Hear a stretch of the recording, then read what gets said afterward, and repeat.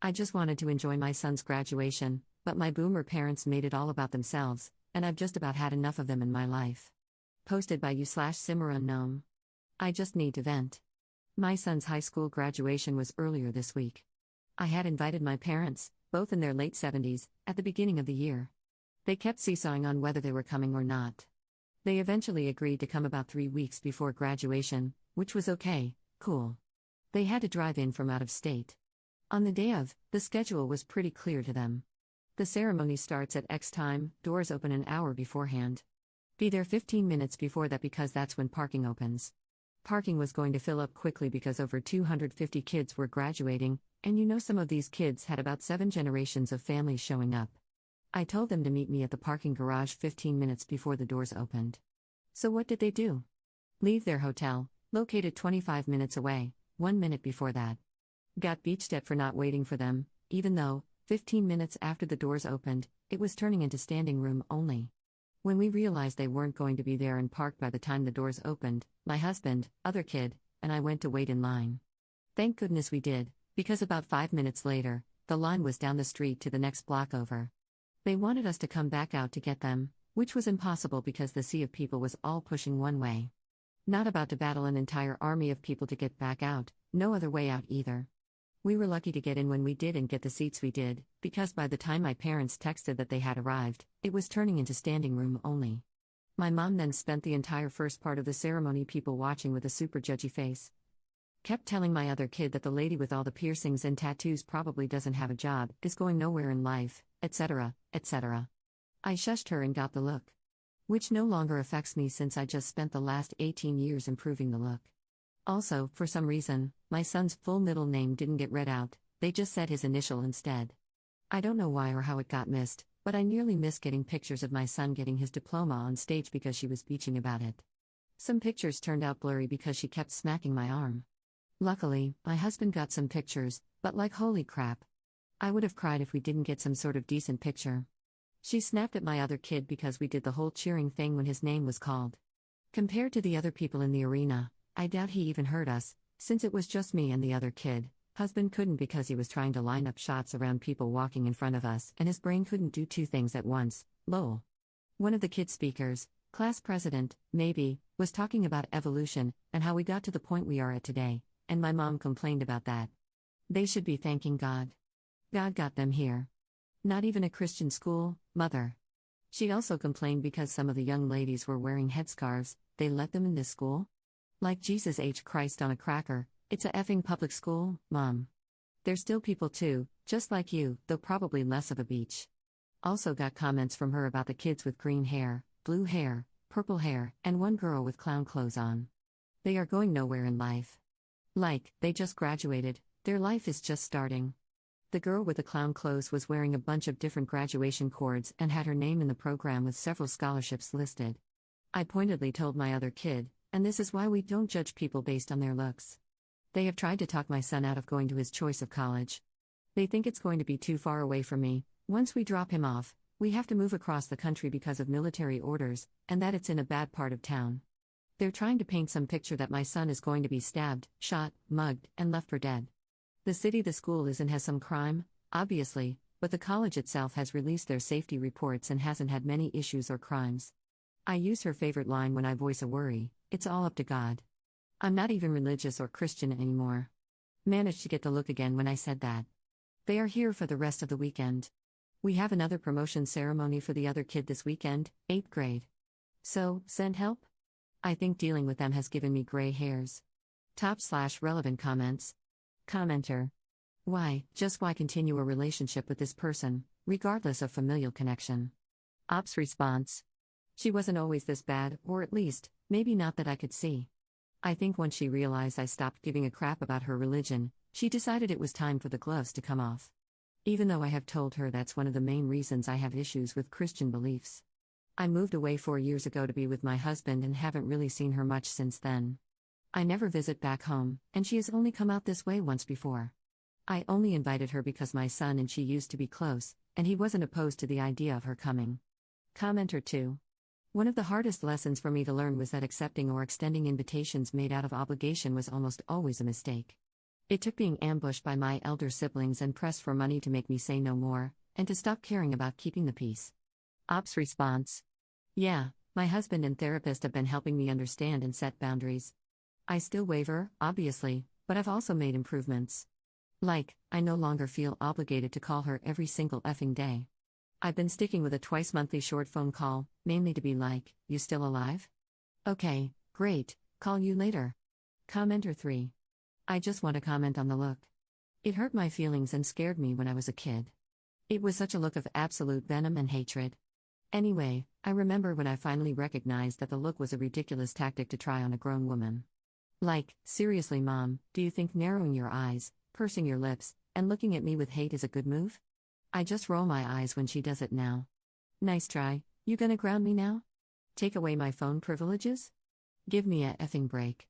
Ops response. I don't even use the look that much. Rarely for my kids, because I'm a firm believer in talking through things with them rather than glaring at them or trying to spark my laser beam into their skull. I did match the look my mom gave me, and you could see the initial shock when I gave it back to her.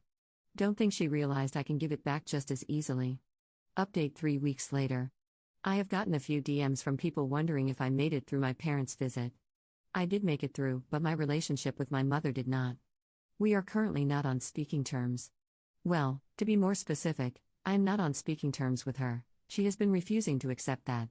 The weekend after my post, we had made plans to meet at 10 a.m. They showed up at 8 a.m. Ready to go, with no place to go. They made plans to stay for so long but made zero plans to fill that time, thinking I would magically come up with something to do. At 8 a.m. on a Saturday morning. Like, I can't even think straight due to lack of coffee at this hour. I am not a morning person, and have no idea where my bra is, but sure, I'll pull something to do out of my backside. They were just like, let's just do what you normally would do on a weekend. Which, no, let's not. 1. It'd be physically impossible for them to do, considering my mother probably needed a walker a decade ago but refuses to use one because it ages her. 2. They have no interest in video games or board games. I already tried getting them to play a board game previously and my mom stuck her nose up at that. And 3. There's a lot to do here, but 95% of the things worth doing are outdoors. My mom cries her head off if it's over 71 degrees outside. It's always, I'm melting, it's too hot, I'm melting. Like she is the Wicked Witch of the Midwest. Also, my family and I don't really go out every weekend. We like being home, we like being alone. So there I was, scouring the internet for things to do with elderly people who can't walk in our area, and still getting hit with go hike here or there or over there, while wondering if parent daycare was a thing. Mom was chatting with my husband when she decided to start talking about her favorite subject, Emma, my stepsister/her stepdaughter. The way she gushes about Emma makes you think Emma craps out gold nuggets and pukes up diamonds, emeralds, and rubies, all while having the cure to cancer in her head. When our parents got married, she kept asking me, why can't you be more like Emma? Like, I don't know, Mom, maybe because I'm still a teenager while Emma is pushing 30 at the time. Naturally, Emma was going to be more ahead in life. But from the day they married until now, I was constantly compared to Emma, told to be like Emma, and occasionally called Emma. When I had a mental breakdown in my early 20s and ended up in the psych ward, I was told to get over it or return to God. But when Emma had a similar situation, it was all she needs, all the help she can get. Emma marries a crap stain of a man who abused her, and my mom is ready to scorch the world. But when I was dating a guy who turned abusive, it was my fault. You get the point. I have no real issue with Emma. Though, it took me quite a bit of therapy to get to the point where I no longer resented her. These days, we are mainly Facebook friends, liking each other's random photos. So she is gushing to my husband about Emma. I'm only half listening until I hear her say, clear as effing day, Emma is like the daughter I never had. My husband and her husband went deer in headlights shocked. My son, 18, said, WTF. It took my daughter, 14, a few seconds longer to process what she heard, but even she caught it. She's not a morning person either. I basically just said, well, guess that's that. You can get the F out now. Of course, I was hit with the, what did I do? My son repeated what she said, so she started her gaslighting BS. You took it the wrong way. That's not what I meant. Etc., etc., etc. I think, with the help of those who commented on my last post, I shined up my backbone a little because I just told her to get the F out. My husband says I told her, if you don't have a daughter, then why the F do I have some crusty old farts in my house, and threatened to throw all her crap out the window. I don't remember saying any of that, but my son backs it up. I don't remember a lot in the few minutes it took to get her tossed out. After she finally left my house, I broke down crying and got sick. I don't do confrontations very well. She keeps trying to call, text, and email me. My husband managed to get her blocked on my phone, so at least I don't get bombarded with calls and texts anymore.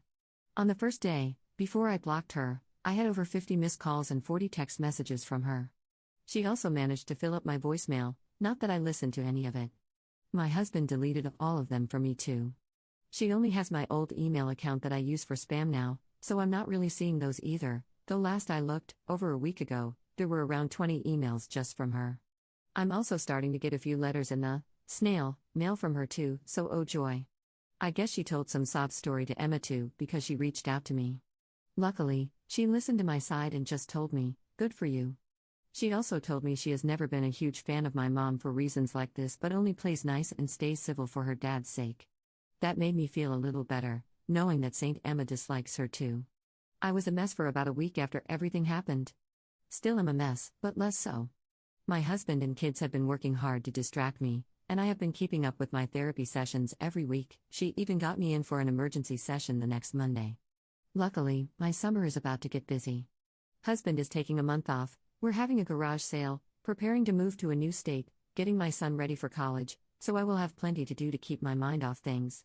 I did tell my kids they were allowed to have a relationship with either grandma or grandpa, but they were both like, nah, they made my mom cry. Then they proceeded to demolish me in Mario Kart. Top/relevant comments. Commenter. You are free now. You no longer have to try and earn their respect. You no longer have to deal with their expectations, and no more of their BS. Start building your self-esteem and do not be like them to your children. Ops response. My therapist has been giving me some homework that is targeted towards self-esteem or self-confidence, something I have always been lacking. I'd like to think I've broken whatever parenting cycle in regard to my kids. I kind of viewed how I was raised and how my parents parented me as a what not to do guide. My kids and I have a great relationship. Both have said they feel comfortable coming to me for any reason, and have done so. Commenter 2. You've absolutely broken the cycle of abuse, and you should be so proud. I'm going to make an assumption that you're Gen X just based on your kids' ages and such, though it's true for older millennials as well. It's been our generation's curse, as well as our privilege, to break the cycle of abuse, to recognize that kids are humans with feelings and thoughts, and that we never deserve to be treated the way we were either. I see it daily, a generation fighting their damnedest to not be like their parents. I think we're succeeding. I really, truly do. Not only are the kids going to be alright, but so are we. Congrats on the shiny steel spine. But dude, seriously, you let them beat you in Mario Kart? Ops response. According to Google, I'm a millennial, 87. I was born late to my mom, 39 at the time, and had my oldest young, 19. But I do agree, I see a lot of people my age trying to raise their kids differently. Even when my kids were young, I gave them choices on various matters: hair, clothes, friends. Obviously not so much on food, otherwise we'd be eating chocolate cake for dinner daily. My mom never liked that I allowed my son to have longer hair or allowed my daughter to dress emo, goth/emo, lots of black involved. In my defense, I haven't played Mario Kart in ages, while they play it every so often. May have to practice secretly so I can get my revenge.